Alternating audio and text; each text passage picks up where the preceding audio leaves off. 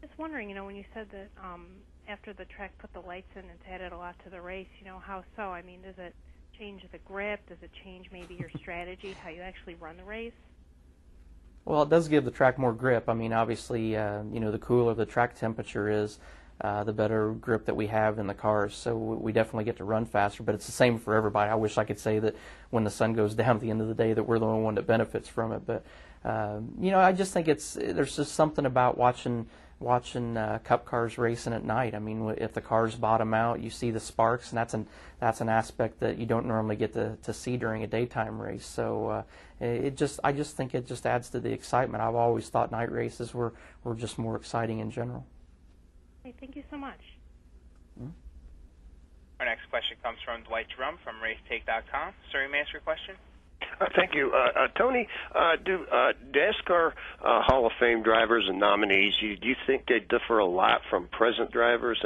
And how would you compare the Hall of Fame NASCAR nominees, present, maybe even future, to Hall of Fame athletes in other sports? Well, I think there's a lot of similarities. I mean, obviously, by the time you get nominated to go in the Hall of Fame, you've definitely been around for quite some time. But it's no matter what professional sport you're in, whether it's football, basketball, baseball, as time goes on, the sport changes and physically you're different than you were when you were in your peak. So I think there's a lot of similarities there, but I think we saw an example of it last year at Bristol, watching the older guys go back and run the late models there. The sport's changed a little bit since they ran, and definitely in auto racing in particular, the technology changes so fast that what we're doing and the types of cars we're driving now and the setups on the cars are drastically different than when these Hall of Fame drivers were running their cars. So it's definitely a lot different for them. Thank you, Tony, and good luck this week. Thanks. Our next question comes from DJ Despain from RubbingRacing.com. Sir, you may ask your question. Hi, Tony. Earlier you said that there's been, I guess, a lack of development of the younger drivers, and last week Brian France alluded to the fact that there may be some changes coming for the Nationwide Series, not necessarily eliminating Cup drivers, but maybe something to the fact that would give more Nationwide drivers more seat time. Do you agree with that aspect as far as there needs to be more of a college football version of the Bracket Series being in the Nationwide?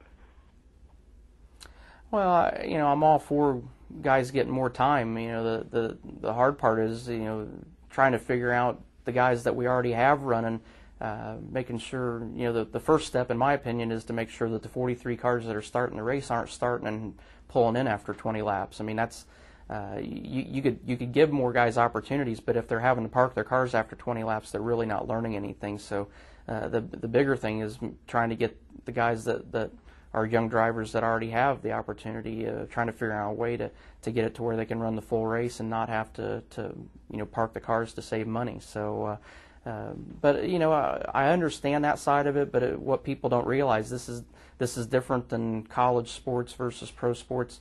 Race drivers across the country. I mean, last night I raced in Macon, Illinois, and if everybody had that mindset that Cup drivers shouldn't go down and run another level, then I shouldn't have been racing at Macon, Illinois last night, and neither would Kenny Wallace and Kenny Schrader, who were there also. And fans come to see those guys too. So and you're eliminating a chance. I mean, what people don't realize is that this is how we all make our living.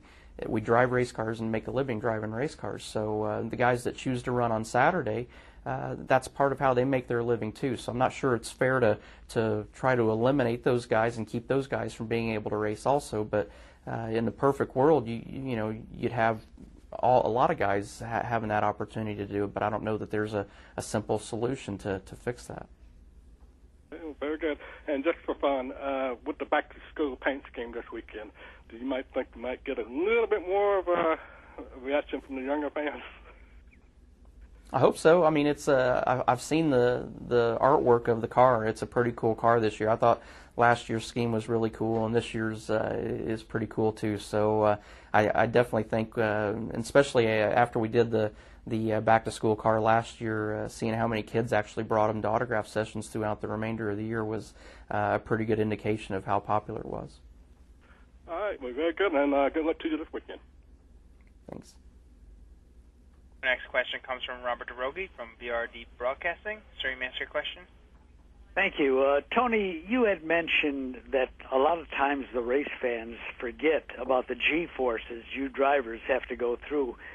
What track on the NASCAR circuit, in your opinion, puts out the most G-forces? I would say probably, in all reality, Daytona probably has the biggest individual loads as far as because of the bumps of how it loads you in the seat. But Bristol and Dover are two tracks that I can think of that definitely have you pinned in the seat a lot as far as because of how small the tracks are and the loads that we carry through the corners. So you do that for 4 hours and you're loading the right side of your body like that. It's definitely a physical sport that people sometimes forget about. Listen, continue knocking them out the rest of the year, and let's hopefully get into the top 4 before this thing is done. Sounds good. Thank you. Our next question comes from Kristen Rabin from Toledo Free Press. You may ask your question. Looking a few weeks ahead now to August, the last time you were at MAS this year, you finished well, moving up in the Sprint Cup Series rankings. How do you hope to finish in the upcoming race at MIS? And do you think previous times at the track will help you at all? Well, you hope so, but I mean, it helps everybody because everybody gets a chance to learn from the time before. But I think it's kind of an obvious answer of how we want to run. I mean, nobody goes into a race going, I think I'll just try to run 30th to 35th. I mean, we obviously want to win every time we go out. So that's what we're hoping for. I mean, we're trying to improve every week on where we run, and we had a good run there at MIS last time, and hopefully we can have a better one this time and finish a little higher. And are there any aspects of the racetrack that you like particularly about MIS? Yeah, Michigan's a very, very wide racetrack, and the good thing with that is that it gives us as drivers an opportunity to move around to different spots of the track and help ourselves out as far as if our cars aren't handling exactly the way we want. You can normally move around and find a spot that's a little bit better and helps you out. So that's one thing about MIS that I think all the drivers really like is that there are so many options. It's not a track that's line committed, we call it, where you're just stuck in one spot on the racetrack. We actually have that flexibility to move around, and that gives us the opportunity to make our cars drive a little better without having to make changes. All right, well, thank you so much. That appears to be all the questions we have for today. I would like to now turn the conference back over to our host, NASCAR's Denise Below. Denise, the floor is yours. Thank you, Anthony. Tony, thanks for being with us today. We appreciate it, and good luck this weekend. Thank you, guys.